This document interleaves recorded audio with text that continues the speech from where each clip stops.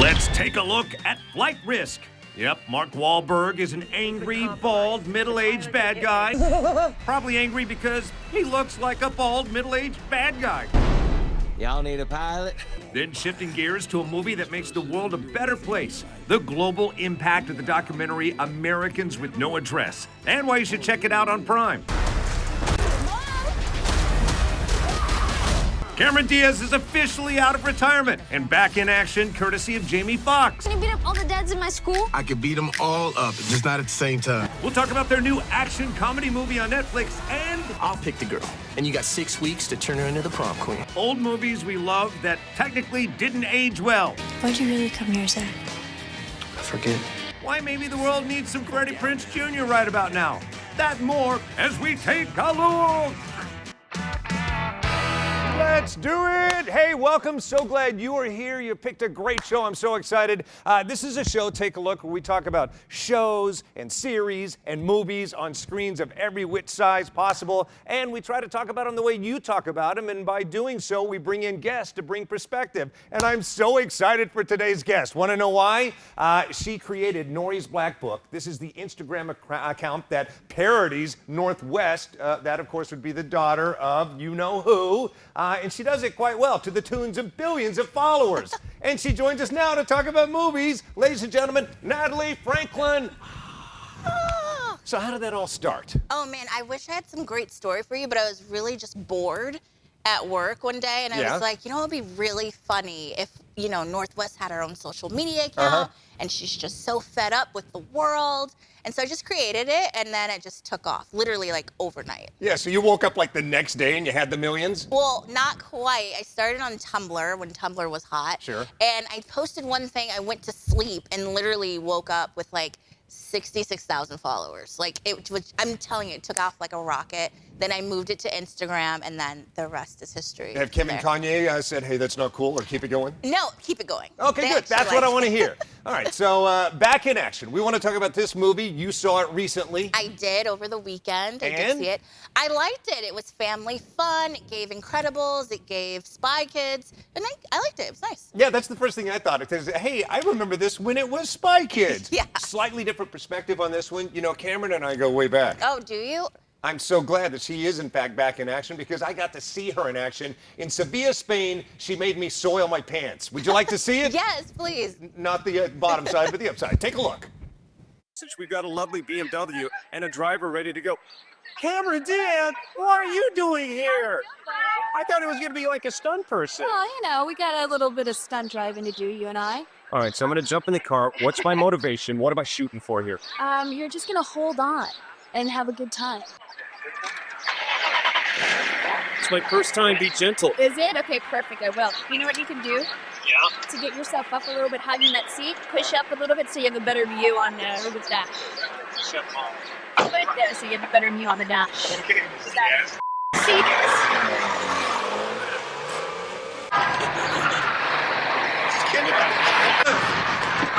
Oh no! Did you mean to do that? Yeah, that's what we're doing. Times! Oh no! What's going on? How are you doing? I didn't know you were coming too. All right, forget about that. It's all about Cameron Diaz. By the way, note to the editor, she said bucket, like the bucket seat. They bleeped it for some reason. But Tom Cruise opened the door for you. Yeah, Was that exactly. Tom Cruise? Surprisingly taller than I thought he was going to be. Not as tall as Jamie Foxx, but taller. All right, speaking of Jamie Foxx, someone can take us closer to this behind the scenes. Tara Hitchcock is one of the nation's leading film authorities. Hey, Tara, good morning. Good morning, you two. Natalie, what a pleasure. Congrats on all your success. What a crazy story. That is awesome. Thank you. Thank you. It's nice to meet you. Well, it's nice to meet you too, Mark. Looking at that video of you and Cameron was a trigger for me because that was one of the few junkets I had to turn down. And I heard from you and so many others how cool it was, and I just had to watch it again. But it is great to see Jamie Foxx and Cameron Diaz back together. Of course, you probably saw Any Given Sunday. You probably saw Annie. It was Jamie that said, please come out of retirement. I promise you'll have fun. And she did have a ton of fun. Recently, Jamie had another special drop on Netflix where he talked about what he went through. And one of the things he says in there is, if I can stay funny, I can stay alive. And he is funny in this film. There are some funny moments, but he was really funny in our interview. And he also made me a little hungry. Take a look.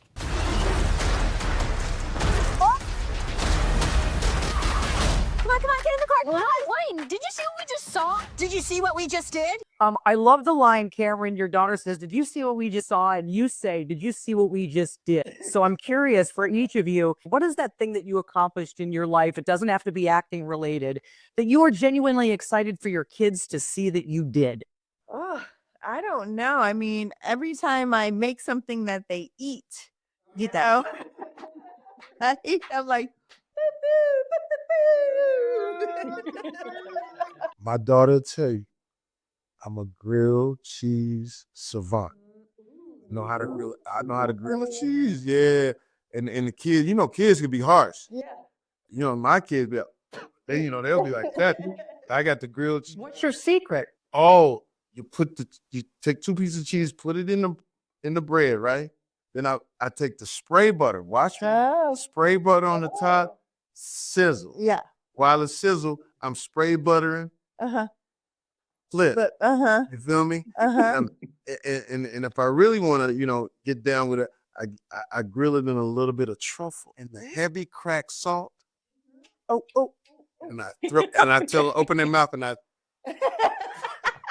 throw it to her right there. They're Open like, your mouth. they're like, You know, Can you beat up all the dads in my school? I could beat them all up, just not at the same time. But in this film, your spy skills as parents come to good use. I'm curious, have your acting skills in real life ever been put to use as it relates to doing something with your kids or raising your kids?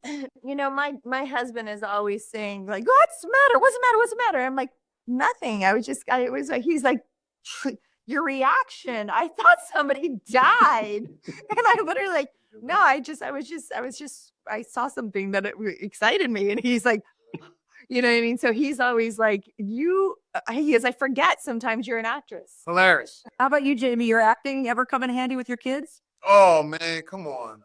Yeah, I gotta act like I like the parents that there's. Oh. Nobody else? So y'all like all the parents?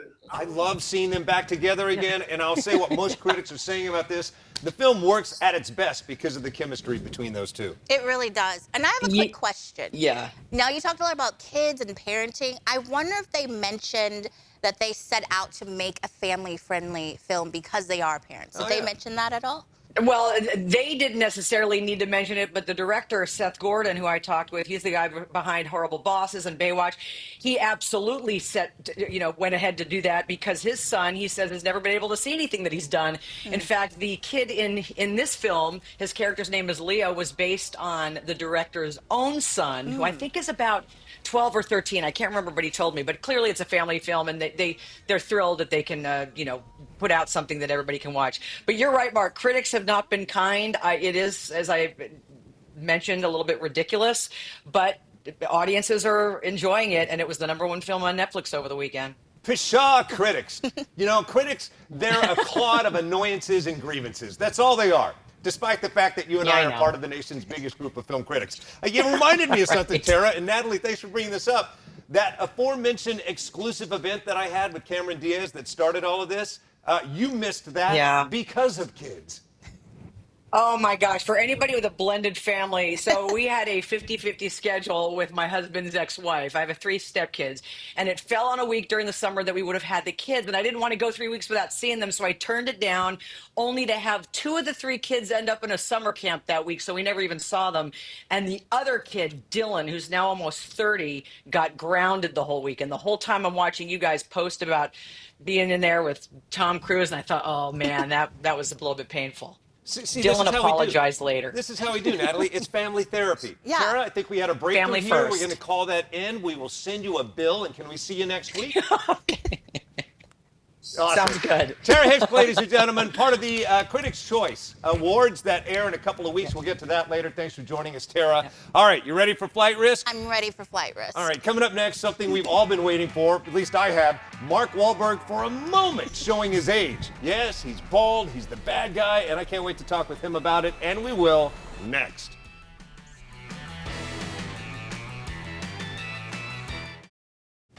Hey, welcome back to Take a Look. I'm Mark S. Allen, but forget about that. This is what's important over here. My new friend, she is the owner, operator, curator of Nori's Black Book, the Instagram account that parodies Northwest, and it's blown up. And thanks for hanging out. Thanks for Natalie having me. Franklin. Yes. All right, good to see you.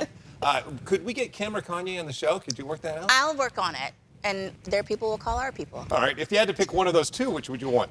Kimberly. She would be a little more stable, Exactly. although Kanye would be a little more fun. Exactly. All right, let's talk about something truly fun. I don't know if you've seen this movie, but you should. It's called Flight Risk. It is Mark Wahlberg like we have not seen him before. A guy who's spent his entire life looking fit and trim, now looks like a bald middle-aged guy. And he's pretty angry throughout. Yeah, it's directed by Mel Gibson, so it's going to be unhinged. Yeah, I try to bury that because we just want to talk about that movie. Oh, Like, sorry. no, it's all right. No, somebody had to say it. Anyway, I caught up with Mark Wahlberg because I wondered what did it feel like to look in that mirror for the very first time with the new old guy look. And he said, Crazy, man. Crazy. Really cool. All right. So how, I guess even why do you jump into this role? How? Any way possible. Why? Because he's a crazy person. He's an absolute crazy person. And, you know, it was a really fun character to play, and hopefully audiences will enjoy it and really take pleasure in his demise. He's there to shoot you down. And I'm told this is the shortest run of production you've ever been involved with. Yeah, look, we shot the whole movie in 22 days. I'd never done that before. You know, and we literally like shoot, I don't know, 15 pages, sometimes in a day, depending.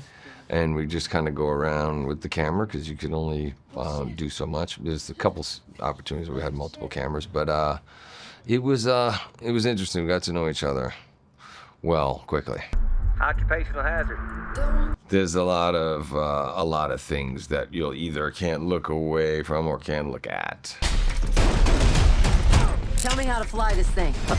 Think they should expect the unexpected. You're going to go to a movie where you're going to scream and laugh and probably cover your eyes and yell at the screen, and you're going to cheer when my character gets what's coming to him. Enjoy this.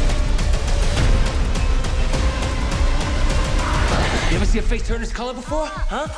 I'm gonna tear you apart. Y'all need a pilot?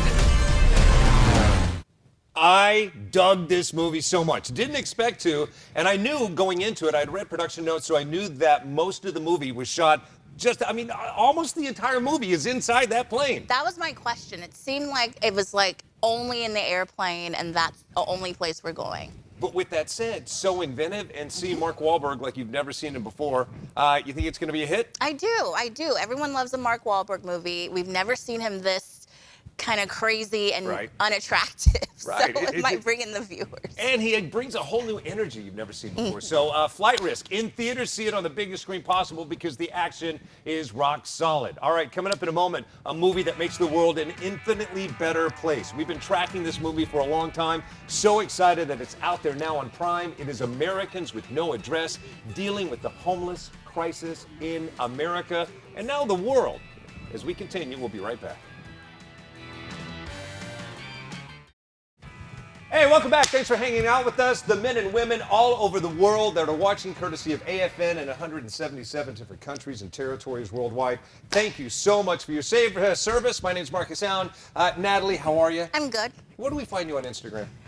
You can find me at Natalie the Hero and Nori's Black Book. Awesome. Both of which amazing. The latter of which is the one who brought her to the table. Yes. All right. Now, I love Natalie the Hero because we're talking about heroes today, people that are helping to find people homes. Americans with No Address is a movie that shines light on that. Today is the first day it begins streaming on Prime everywhere. I was at the premiere, made me cry, but hopeful at the same time. The creator, curator, the CEO of Robert Craig Films, and the producer of this film, Jennifer Stollo. Thanks for joining us. Oh, thanks for having me, Mark, and nice to meet you, Natalie. Nice to meet you, too. Now, we just had the premiere. Mark, you said you went. But unfortunately, a lot of people that attended have probably been displaced or homeless, be it temporary or permanent. How do you think that this film now resonates with them? Gosh, you don't see these things coming, but, our theme has always been that this could happen to anyone. And here we certainly see this, unfortunately, with the devastating fires that we're seeing in LA. not knowing that would happen after we left with our premiere. But, this really is a powerful film that really showcases what's working, what's not working, and how we got here as a country as it relates to this homeless crisis. And it all started out with a narrative feature. And for those who don't know, a movie with actors and actresses. You cast some great names, Ashante, William Baldwin in it. Talk about how it dovetails to this. How did this movie actually become as a result of that? Yeah, Mark. So, as Robert Craig Films, we're a film company. So we set out to make a feature film called No Address. And in doing that, as we began to explore, this American crisis, as we call it, and how we see homelessness across our country, it was really important to us as producers to make sure that we understood exactly what was going on so we can make sure the movie No Address was authentic. And so what we did is we took a journey for many weeks across this country to 20 major cities, 18 states with high levels of homelessness, and really understood what is going on. And we really found some amazing situations, but amazing solutions as well. I think so many people find that this is a hopeless situation, and it really is not. There are some amazing nonprofit organizations, churches, all kinds of communities that have found the right kind of solutions to really attack this crisis that we're having. We see 1.2 million people in this country that are homeless, but more sad, 1.5 million children that are homeless in this country. Wow. And as Natalie mentioned earlier at the premiere, many of those people that were watching are affected by the fires. They no longer have homes. They're very much part of the core of this matter. So with that said, there's a charitable arm to all of this? That's right. Yes, we have this film. We have a documentary. We also have a novel, a study guide, and a soundtrack. And all of our productions, because we were so inspired when we took this journey across the country and saw the nonprofits that are across this nation partnering with the National Salvation Army, all of the rescue missions, and so many independent nonprofits that are giving back and combating homelessness and are on the forefront, that we wanted to give back 50% of the net profits back to these organizations across the country that are really, truly making a difference. Absolutely. Jennifer Stello, thank you so much. Thanks for hanging out. See you at the premiere. Thank you for having me. All right.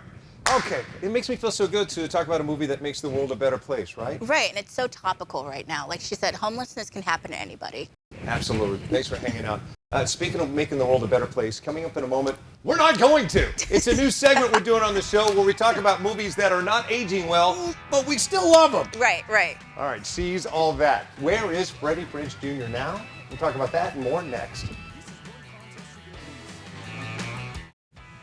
Hey, welcome back. It is Take a Look. I'm Mark. That's Natalie. Thanks for hanging out with us. You having fun? I'm having a great time. All right. She inspired something. When we invited her to be on the show, we started talking about movies. What was the first movie that did not age well you brought up? Never Been Kissed. Yeah, and what's wrong with that one? The teacher was a little bit problematic. He probably should have been investigated. Probably so. And now we segued on to several other movies, and then we started talking about She's All That. I said, I love that movie. Love it. Oh my God, obsessed with that movie. It brings out reminds me of things I went through in high school.